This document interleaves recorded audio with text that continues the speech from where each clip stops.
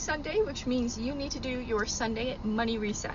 So let's talk about the top 3 things that you should be doing every Sunday or a Monday or whenever your week starts. So if you have a different work schedule and you don't start work on Monday, like for example, I work weekends, but my husband works during the week, so I just do it on Sundays just to make everything easier.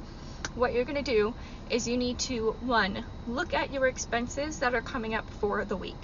So you're going to look at your bank account, you're going to look at how much money you've got in that checking account, and you are going to look at your budget template with your monthly calendar overview. You can get that from the link in my bio. It's actually 20% off today. But that gives you a monthly overview where you list all of your bills, all of your debts, and all of those due dates. So you're going to look at your calendar, you're going to look at the day. You're going to say, okay, today is Sunday. We get paid again on Thursday or Friday, or maybe we don't get paid this week at all.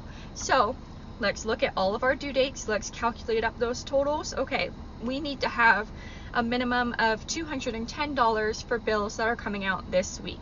Then you're going to look at your checking account. You're going to say, do I have a minimum of $210 in here? If the answer is yes, great, you're good to go. If the answer is no, we got to figure some things out. We got to move some things around.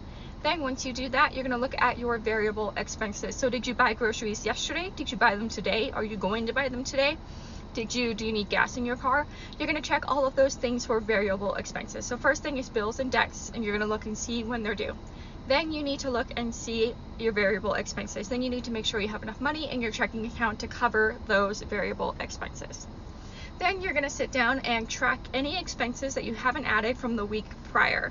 So if you went out to dinner last night and you haven't added that into your expense tracker yet for the month, go ahead and do that. And then the third thing is just relax. You took the time, you took the 10 minutes to figure out how much money you need to have in your account to cover your bills and to cover your variable spending. You took the time to fill in your expense tracker, and then now you get to enjoy it the rest of your Sunday, and you don't have to stress and freak about money because you took the time to take care of yourself, and you took the time to make sure that you are financially prepared and you have the financial peace of mind for the week ahead. I hope that helped.